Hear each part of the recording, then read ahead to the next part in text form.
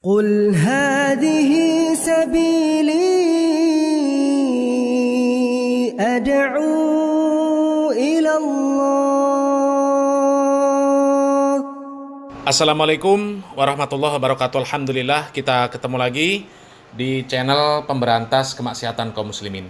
Dan seperti biasa, sebelum kita masuk ke pembahasan, kami ingatkan untuk kaum muslimin yang belum subscribe ke channel ini, silakan subscribe untuk mendapatkan notifikasi ketika ada video-video yang terbaru yang kita upload di channel ini. Dan untuk yang sudah subscribe, kami ucapkan jazakumullahu khairan katsira. Dan kaum muslimin, kita pernah mendengar ada seorang kiai yang menyatakan bahwa jamaah yang ada di ormasnya itu selama ini mereka nggak perlu tanya tentang dalil. Dalilnya cukup kiainya saja. Jadi cukup melihat kiainya saja. Kiai berkata A, maka mereka ikut A. Kiai berkata B, mereka ikut B. Kiai melakukan A, melakukan B, mereka juga ikut. Nggak perlu tanya tentang dalil. Tentu itu adalah doktrin yang sesat dan menyesatkan kaum muslimin. Itu doktrin taklid buta. Doktrin supaya jamaahnya itu hanya taklid buta kepada kiainya. Nggak perlu diajarkan Al-Quran, Sunnah, kemudian ijma, kemudian qiyas, nggak perlu diajarkan. Ya, jadi ketika mereka berpuasa, ketika mereka sholat, ketika mereka mengerjakan zakat, ketika mereka berhaji, berumroh, dan lain sebagainya, mereka nggak perlu tahu dalilnya. Yang penting lihat kiainya.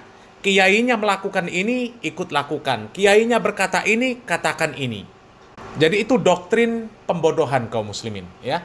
Dan ternyata kaum muslimin, doktrin-doktrin yang seperti ini sangat berbahaya kaum muslimin, ya. Ada di reaction dari channel Dodi Sefriadi kaum muslimin. Ada seorang sepertinya Habib kalau lihat suaranya, karena mukanya di blur ini kaum muslimin. Kalau suaranya sih familiar kaum muslimin. Ini seperti suara Khabib Ba'alawi yang bercerita tentang bahwa di Yaman itu semuanya wali. Ada orang Indonesia yang pergi ke Yaman kemudian untuk mencatat wali-wali. Dan ternyata di Yaman itu wali semua, sampai tukang tampal ban pun wali. Nah, sepertinya yang berbicara ini adalah Habib itu kaum muslimin, ya. Dan dia mengatakan bahwa seorang santri atau seorang murid itu harus nurut sama gurunya. Pokoknya gurunya bilang A ya harus ikut. Nggak boleh menyelisihi gurunya. Karena kalau menyelisihi gurunya itu namanya durhaka, ya. Dan sebelum kita membahas lebih lanjut, coba kita simak videonya dulu kaum muslimin. Ketika guru kita mengatakan kita ikut ini, kamu harus ikut. Kenapa? Karena itu guru kamu. Kamu sudah pilih dia sebagai guru kamu. Kalau kamu keluar, kamu berarti murid yang durhaka. Orang yang su'udzon kepada guru menyebabkan mati dalam keadaan su'ul khatimah.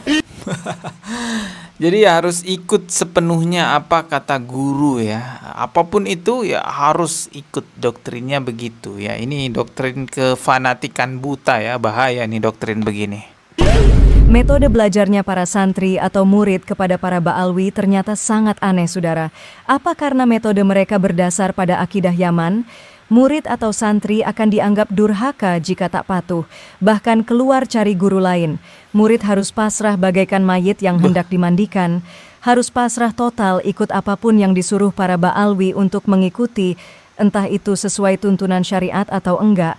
Jadi ibaratnya harus seperti mayit, ya. Ikut aja gitu, ya, kan mayit udah nggak bisa apa-apa lagi. Pokoknya ikut aja mau diapain gitu, ya. Ini namanya metode belajar taklid buta, tanpa diberitahu yang diajarkan gurunya ini berdasar ayat Al-Quran dan hadits sahih, atau jangan-jangan kitab klannya yang berisi dongeng untuk memuliakan leluhur beserta kuburannya. Inilah pentingnya jangan sampai salah memasukkan pesantren untuk anak dan saudara. Nggak ada ceritanya guru mengajarkan jelek. Berarti kamu yang jelek. Kenapa? Kamu su'udzon kepada guru. Tapi dia ngajar politik, kenapa kamu jadikan dia guru? Kita dengarkan.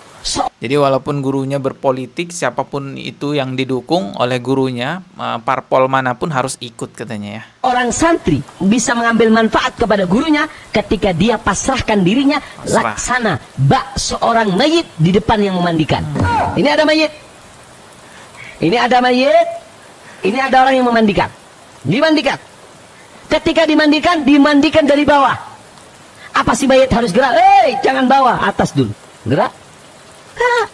Begitu juga seorang santri Ketika guru kita mengatakan kita ikut ini, kamu harus ikut. Kenapa? Karena itu guru kamu. Kamu sudah pilih dia sebagai guru kamu. Kalau kamu keluar, kamu berarti murid yang durhaka. Kalau kamu mengatakan guru bahasanya, guru saya yang membuat kata, wah guru saya berpolitik, saya nggak cocok, berarti kamu adalah santri yang tidak taat, yang tidak patut, dan kamu seorang santri yang suudzon kepada guru. Kalau kamu punya masalah dengan guru, diam, mundur, jangan banyak ngomong. Paham ya? Orang yang suudzon kepada guru menyebabkan mati dalam keadaan su'ul khatimah. Nah, kaum muslimin, ini adalah doktrin yang sesat dan menyesatkan. Doktrin yang akan membuat kaum muslimin itu tetap bodoh selama-lamanya. Coba dipikirkan kaum muslimin. Untuk apa belajar kalau kita itu hanya disuruh mengikuti satu orang saja? Apa yang dikatakan, apa yang diperintahkan oleh orang tersebut, kita harus nurut saja, tidak boleh menyelisihi. Terus apa gunanya? Kita belajar itu apa gunanya? Kalau kita belajar dengan seorang nabi, belajar dengan malaikat, iya. Ya, seperti para sahabat, Nabi Muhammad SAW. Ya, para sahabat belajar dengan Nabi Muhammad SAW. Nabi Muhammad SAW mendapatkan ilmu dari malaikat Jibril. Maka ketika mereka nurut-nurut saja, nggak menyelisihi guru-gurunya, ya wajar. Tapi kalau berguru kepada manusia-manusia yang lain, kaum muslimin, kalau kita nggak boleh menyelisihi sama sekali, ya kemudian kalau menyelisihi namanya durhaka, berarti nggak ada ulama yang nggak durhaka kepada gurunya. Hatta Imam Syafi'i. Imam Syafi'i artinya durhaka kepada Imam Malik rahimahullah. Kemudian murid Imam Syafi'i, Imam Ahmad rahimahullah, berarti durhaka terhadap Imam Syafi'i rahimahullah. Begitu juga dengan ulama-ulama setelahnya yang mereka tidak sejalan dengan gurunya. Coba, Imam Syafi'i berguru kepada Imam Malik, sementara Imam Malik dan Imam Syafi'i memiliki madhab sendiri-sendiri, memiliki perbedaan di dalam bab fikih. Begitu juga dengan Imam Ahmad dengan gurunya Imam Syafi'i.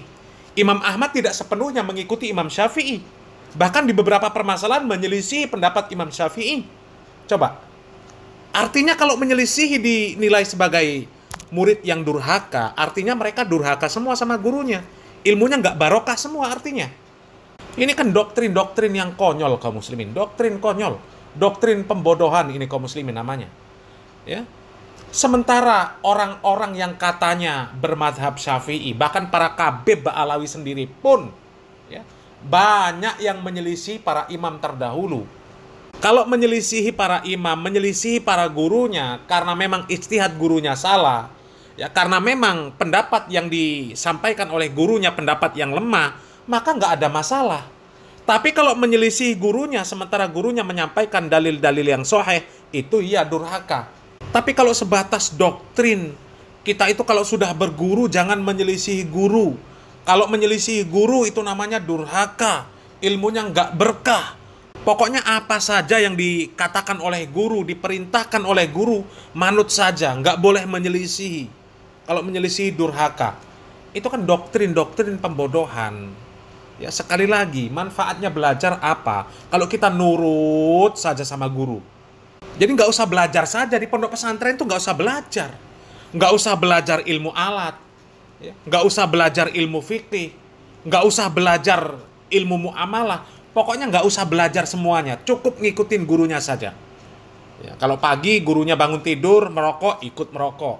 Sambil ngopi.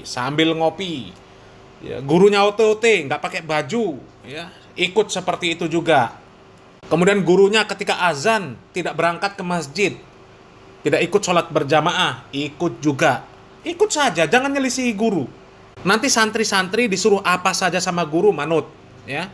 Yang laki-laki disuruh nyium kaki gurunya, manut, ya, seperti kelakuan Bahar Smith.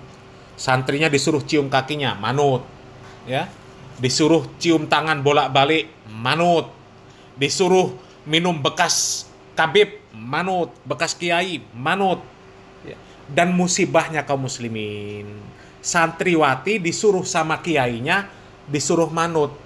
Nggak boleh bantah, nggak boleh menyelisihi kiainya. Kalau membantah, menyelisih kiainya, itu artinya durhaka. Ini bahaya kaum muslimin. Berapa banyak kasus-kasus CABUL, yang modusnya kiainya nyuruh santrinya untuk mengobati kiainya dengan cara kerokan lah, dengan cara minta pijit lah. Ujung-ujungnya santriwati tersebut di CABULI. Ya, coba, sudah berapa banyak kasus yang seperti itu kaum muslimin?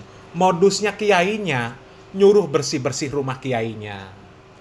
Ayo santriwati, bersihkan rumah Pak Kiai, berkah.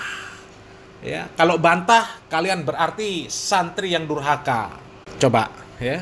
Itu kan akibat dari doktrin-doktrin, pokoknya apa yang diperintahkan sama kiainya, sama gurunya, sama ustadznya, sama gosnya, sama habibnya, manut saja.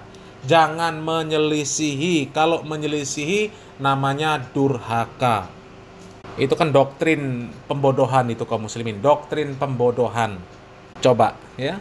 Berapa banyak ulama yang berguru kemudian di kemudian hari pendapat dirinya dengan gurunya berbeda. Ya. Nggak usah kita bicara ke sana kemari. Dari imam 4 mazhab saja kaum muslimin, ya. Di antara mereka itu ada guru dan murid, dan masing-masing memiliki perbedaan pandangan, memiliki perbedaan dalam masalah fikih. Tapi kan nggak disebut bahwasanya muridnya durhaka terhadap gurunya. Enggak. Kalau disebut menyelisihi gurunya disebut durhaka. Maka ketika gurunya melakukan kasus CABUL, kemudian santrinya nggak ikut, itu santri durhaka juga berarti. Karena katanya nggak boleh menyelisihi guru. Coba, ya. Silakan berpikir, ya. Salam waras, salam akal sehat. Barakallahu fikum. Wassalamualaikum warahmatullahi wabarakatuh.